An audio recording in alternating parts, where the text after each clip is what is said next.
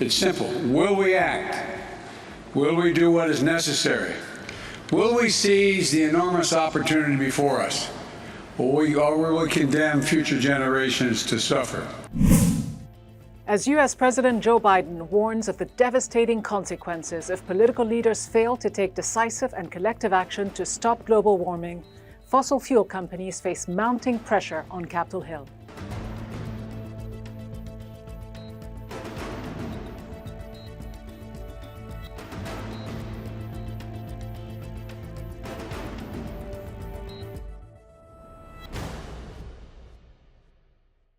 Hello and welcome to Inside America with me, Ghida Fakhry. Attending the first conference of the parties since the U.S. returned to the 2015 Paris Agreement, President Biden joined other heads of state and government meeting at COP26 in Scotland this week, calling the need for urgent climate action both a moral and economic imperative. There is growing pressure on the U.S. and the world's other major industrialized nations, the G20, which are responsible for 80% of global greenhouse gas emissions, to do more. This follows a stark warning from the UN Secretary General, who described the latest report from the Intergovernmental Panel on Climate Change, the IPCC, as, quote, a code red for humanity, with scientists warning that global temperatures were projected to rise beyond the 1.5 degrees Celsius goals that were set in Paris, largely due to fossil fuels. And while President Biden reiterated his administration's commitment to cutting emissions by 50% from 2005 levels by 2030, he faces significant challenges on Capitol Hill to enact his proposed $1.7 trillion social spending legislation, which includes $555 billion in climate-related spending. The oil and gas industry, though, would be forced to share the cost by raising more than $100 billion from fossil fuel firms over the next decade. Meanwhile, climate youth activists have been decrying the lack of concrete action by political leaders to reach net zero emissions by 2030. Net zero by 2050, blah, blah, blah, net zero, blah, blah, blah, climate neutral, blah, blah, blah. This is all we hear from our so-called leaders. Words that sound great, but so far has led to no action. So, can young activists force the world's political and business leaders to take decisive action before it is too late? In a few moments, I'll be speaking with Beverly Wright, founder of the Deep South Center for Environmental Justice, and Antonio Villaraigosa, former mayor of Los Angeles. But first, a look at the growing power of young environmental activists across the world. The documentary film, Youth Unstoppable, highlights the untold stories of young people on the front lines of the fight against climate change who refuse to let their futures slip away. This is the story of a girl who was worried about a big problem. We have a lot of work to do. I'm passing on the baton to you. She had friends around the world. Would it hurt you just to come take a look? As the youth, we're standing here to say our voices will be heard. If they aren't willing to lead us into a future that we would be proud to leave our children, then they should get out of the way. The award-winning filmmaker of Youth Unstoppable and climate activist, Slater Joel Kemker, joins me now. Slater, you've spent more than a decade documenting the growth, the diversity, the strength of the youth climate movement around the world. You captured its gradual evolution in so many countries, in so many corners of this planet. How would you describe this moment in the trajectory of the global youth climate movement? I think what we have right now is the realization within a pandemic, coming out of the pandemic, that so much of what we thought was inflexible, what made up society, what made up the ways that we live, is actually quite malleable. It can be changed. And so I think there's this excitement with young people knowing that if the will is there and the drive is there, that we can create massive change. But really, I feel like we're just seeing more of the same from our leaders. But so is the will there? Because your film is being shown at COP26. The question is, will the so-called world leaders, the political and business leaders who are gathered there, be paying any attention? I hope so. They're certainly saying the things that we want them to be saying. But I feel like I'm in this bizarre loop of the same kind of UN climate change conferences happening, the same conversations happening, and really the world is just continuing to get hotter. We're seeing record droughts and fires and floods, and I don't know. It seems to be that leaders think that we have more time than we do, but it's been that way for decades. As you say, it's been business as usual for Yes. decades. And so there's still a Yeah. lot of disappointment, disillusionment, even anger. But there's also hope, isn't there, at the same time? Do young, often teenage activists feel that change will have to come from them, that they'll be able to force change on politicians through school strikes, even through hunger strikes? Here in the US, young demonstrators have been on a hunger strike outside Capitol Hill in the White House. Can this new tribe of warriors, as you call them in the documentary, change the status quo? I think we have to. We're at this point where we've all been forced to grow up a lot quicker than maybe our parents and our families would have wanted us to. We realize that we're in a precarious moment and we're already at and have passed many climate tipping points. And so I think there is a hope. There is hope with young people that we can change and that we can change the way that we live.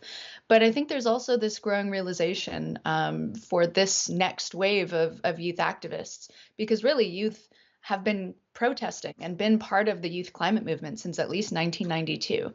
But since then, we've realized that how can we fix the problem of the world that we're living in when we're looking for solutions within that very problem? And so I think we're being forced to ask ourselves what kind of people we want to be and how we want to move forward. And that's pretty difficult to answer, particularly when politicians depend on the status quo being in place. But there definitely is, isn't there, strength in numbers, though? We often hear about Greta Thunberg, but what about all the other passionate, determined activists that you've encountered over the years? How many more Gretas are there out there? And how much inspiration and power do they derive from each other, whether they live in Bangladesh and Nepal, in Kenya, Berlin, or Canada, or anywhere else? Yeah, there have been a lot of Gretas along the way, starting with Severin Suzuki calling out the UN for telling us to be better people, and yet going and making the very mistakes that they try to tell their kids to not make in 1992 to all along the way. I mean, I feel what's different now is that the world is ready to have this conversation and the world is watching. The world is realizing that it doesn't just, climate change isn't just something that's happening at the other end of the world, that it's an interesting talking point, that it's now affecting us too. And so I think before, even though the young people were there and were putting pressure on governments and protesting and having hunger strikes, that really the world is ready to have this conversation now because ultimately we can't look away from it anymore. Slater, Jewel Kemker, great speaking to you. Look forward to also watching your documentary, Youth Unstoppable. Thanks so much. Thank you so much, Ghida.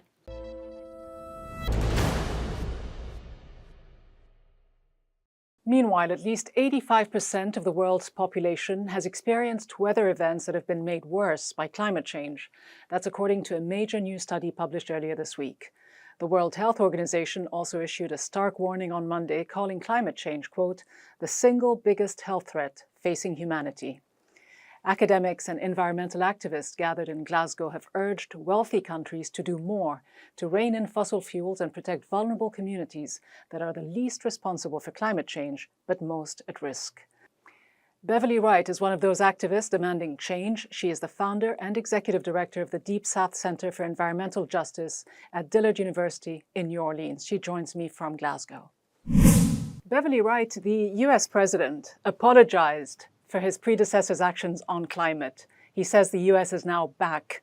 Are people at COP26, where you are they buying it? How much of a credibility gap does the US still have when it comes to what it says and what it actually does?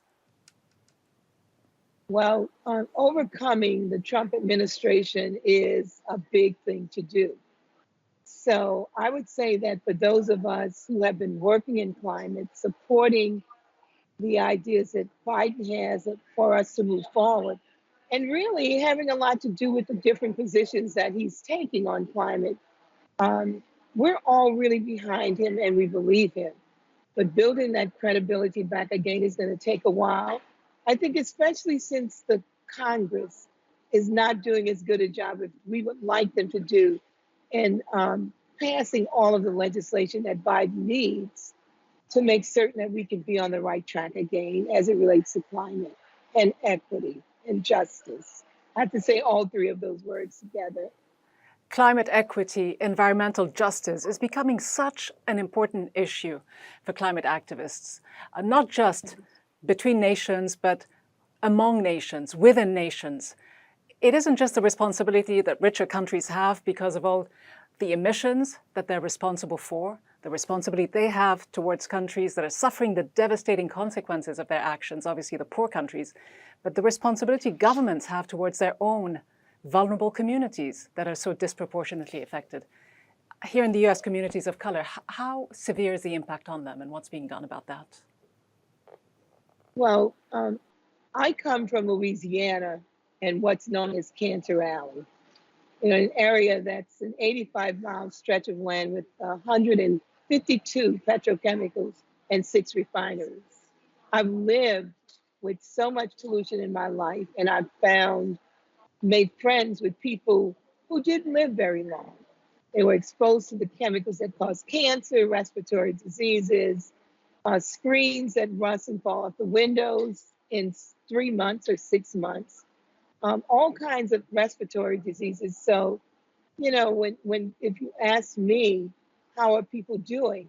We're doing better. We're only doing better because we finally hear that things are going to be put in place that should assist in remedying this awful existence or this quality of life that many people of color communities, but in the South, where I'm from, mostly Black communities have been suffering from for years.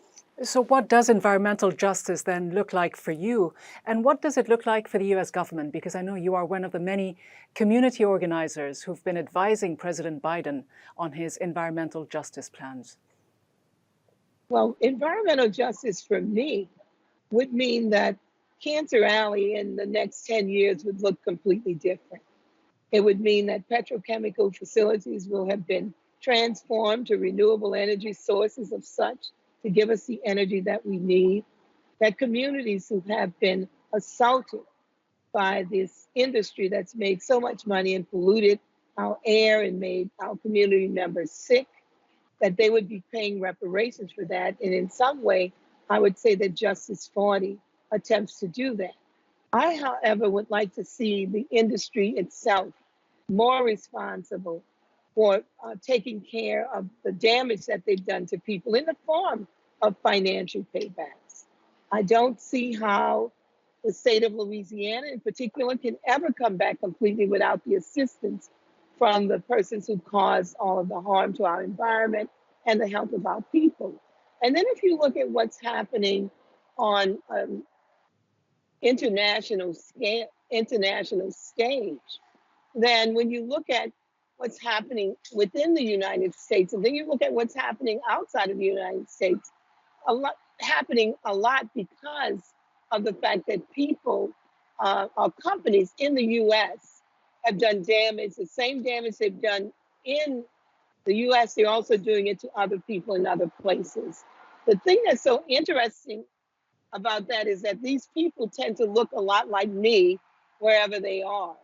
It's the same people who are suffering in the US that are suffering around the world, and they're people of color. And so given this reality that you've just outlined, and given the political reality in Washington and in other major capitals, the strength of big oil, despite all the talk lately to rein them in, to increase the pressures on them to reform, what are the chances that Biden and all these other quote-unquote world leaders gathered in Glasgow will take concrete actions to actually deliver on these plans, to deliver on their uplifting speeches and rein in big oil? I think that what we have is hope. Nobody can predict what will happen. But I think that at this point in time, everyone agrees that we have to do something, and we need to do something jointly. I think the negotiations between the different countries are absolutely necessary But I clearly understand that countries that produce the most pollution are not suffering in the way that countries are that do not. So we have this imbalance that exists among countries when we talk about climate and who should pay and who should be changing their lifestyles and to what extent. So I would say at this point, we have hope because unlike under the Trump administration, there were no conversations. We had moved out of the conversation. We are back. We're back in this discussion, and hopefully we're back to make a difference with climate. So a mix of realism, pessimism for some, but hope as well, as you say. Beverly Wright, thank you so much for joining us. Thank you.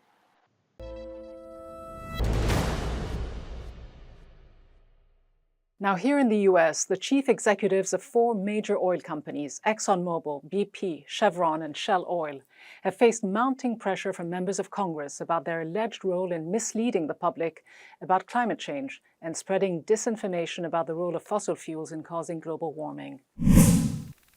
I hope big oil will not follow the same playbook as big tobacco. You are powerful leaders at the top of the corporate world at a turning point for our planet. Be better. We've been vocal and transparent in our support for governments to implement policies that are cost-effective and achieve the greatest emission reductions at the lowest overall cost to society. The hearing before the House Oversight Committee came after months of public efforts by Democrats to obtain documents and other information on the oil industry's role in stopping climate action over the last few decades. For more now on the power and influence of big oil and California's efforts in leading the transition from fossil fuels to renewable energy, I'm joined by the former mayor of Los Angeles, Antonio Villaraigosa, who served as a member of President Obama's Transition Economic Advisory Board. Mayor Villaraigosa, your state, California, has long been considered a leader in the transition to green energy. It is the country's top producer of electricity from solar power and other sources of renewable energy, but it's also a major oil-producing state, I believe the 7th largest in the United States. As you know, there are growing demands for change within the oil industry.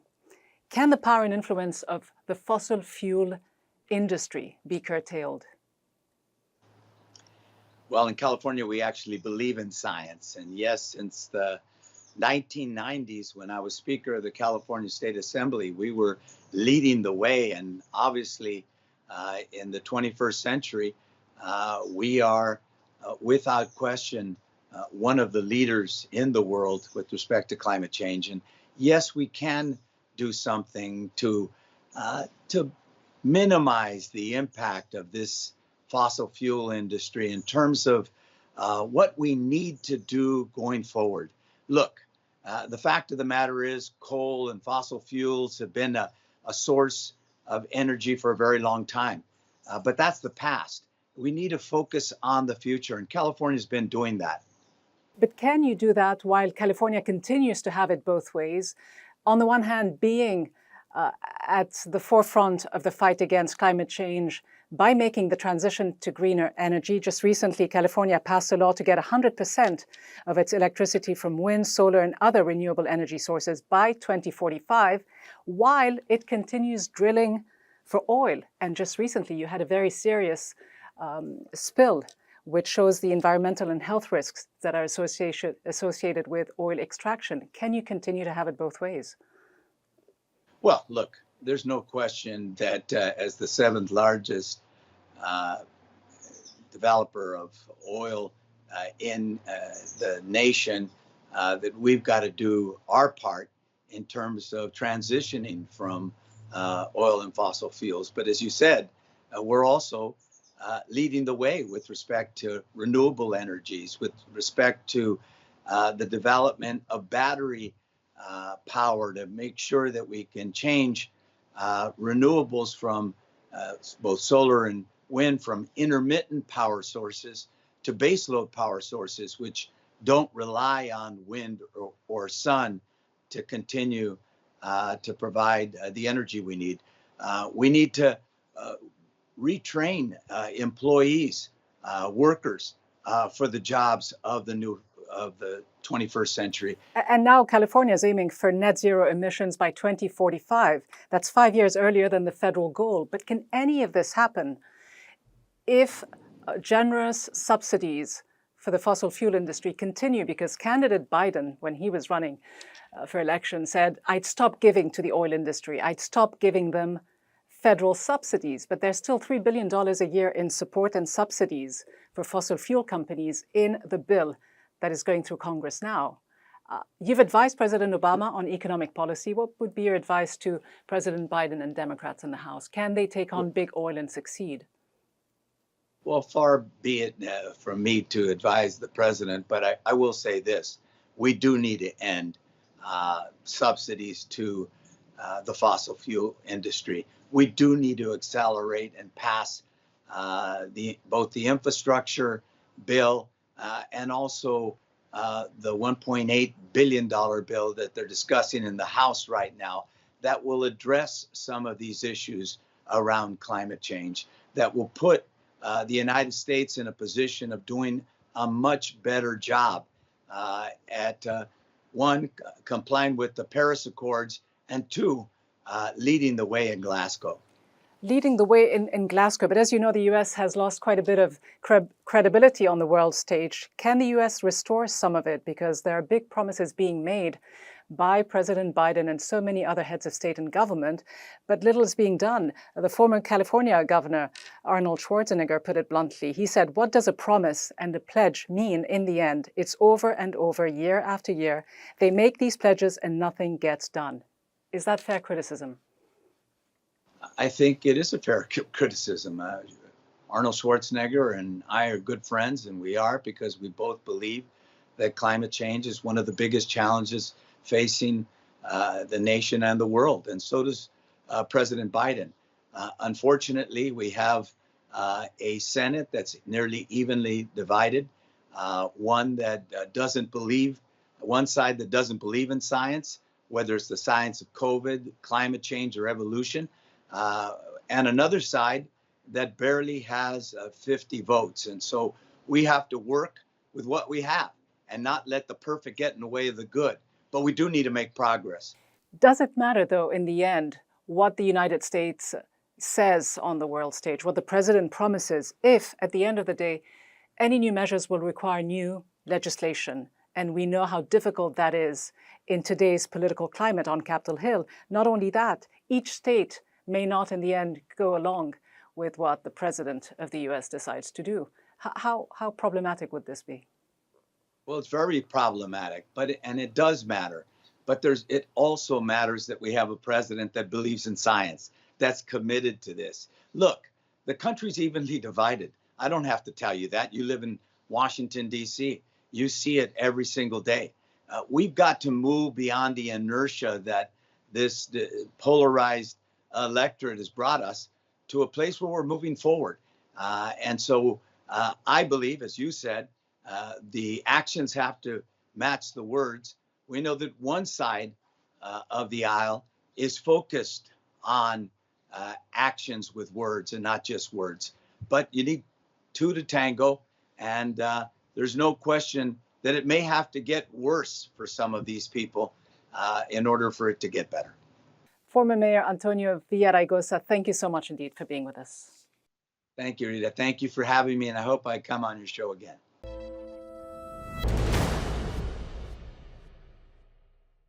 COP has become an annual ritual of speeches and pledges. It has also demonstrated its limitations, negotiating with 200 countries in the room when, in reality, you just need the group of 20 countries responsible for 80% of greenhouse gas emissions to be held to account. But what you also need is big oil. Saudi Aramco, Shell, China Petroleum Corporation, British Petroleum, Total, ExxonMobil, and many more, as well as others in the logging and agribusiness. More than COP, maybe the answer will come through the courts. Just as big tobacco was unmasked a few decades ago and forced to pay out multi-billion-dollar settlements, big oil follows the same playbook. Sophisticated PR campaigns and intimidation schemes that have even targeted scientists and scholars.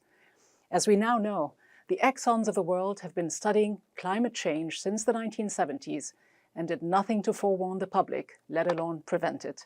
The hearings in Congress will undoubtedly lead to more revelations, subpoenas, and possible legal action. And so, in short, while we ask ourselves why we had to wait for the 26th edition of COP to have almost like a eureka moment, a pledge, nothing more, to cut methane emissions by 30% by 2030, let's also ask why, just days before COP26, President Biden reportedly asked his OPEC friends to increase output to stop the rise of oil prices, now at a 3-year high. Political leaders know that ultimately high gas prices at the pump could cost them the next elections. So, dealing with climate change can wait, and the world can continue to be entertained with good, uplifting speeches, or, as Greta Thunberg puts it, a lot more blah, blah, blah. That's all from me, Ghida Fakhry, and the team in Washington. Thanks for watching.